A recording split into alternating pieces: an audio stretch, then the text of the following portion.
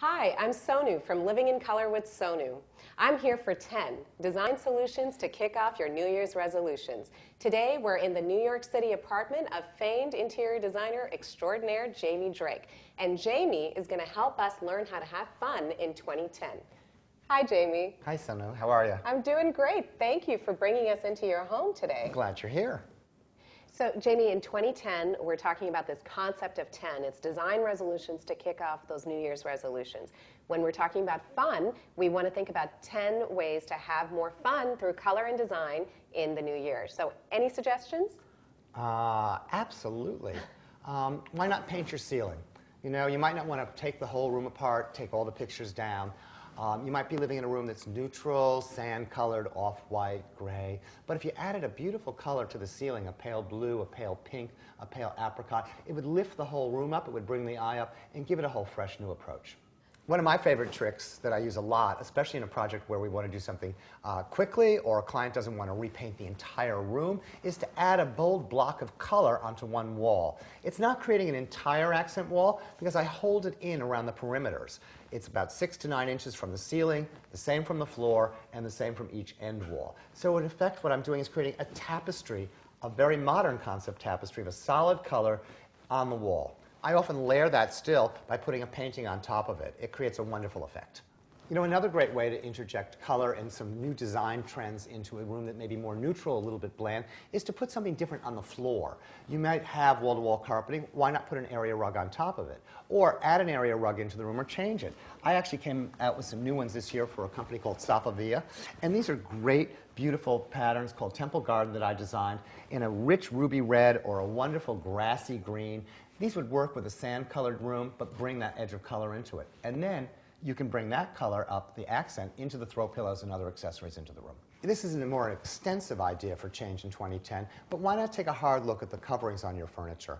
It might require reupholstery and some new slip covers, but it would really give it an enormous amount of change with your existing furnishings. These fabrics are some from a collection I designed for Schumacher. There's this wonderful print on a linen, a super sophisticated stripe with blacks, grays, reds, tomatoes, and Bloody Mary colors. A great tweed that's practical as well as spicy.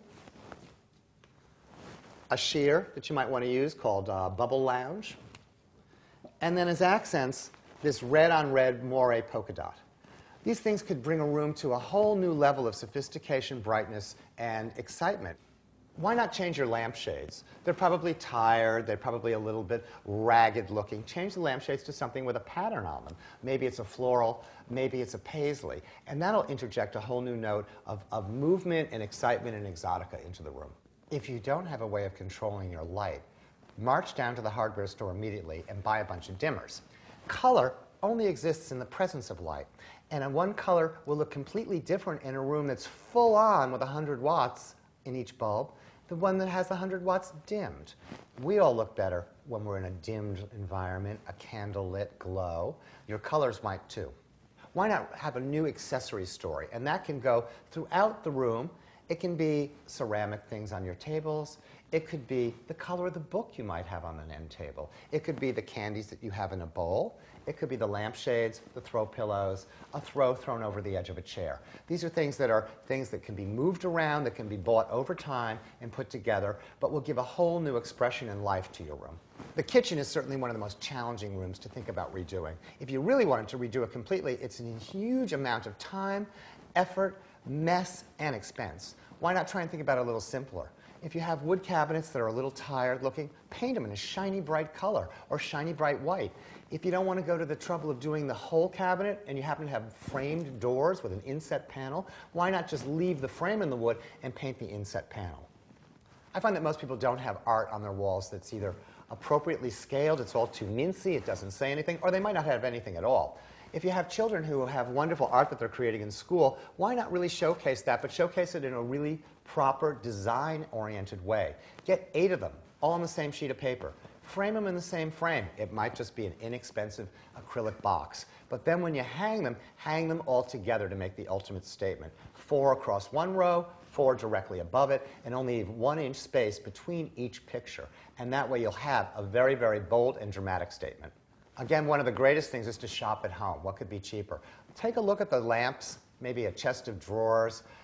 Get out some paint, spray paint it, lacquer it, cover it with shiny, bright color, make it fresh and new. Shop at home is the easiest way, and just think about how you're going to refashion what you already have.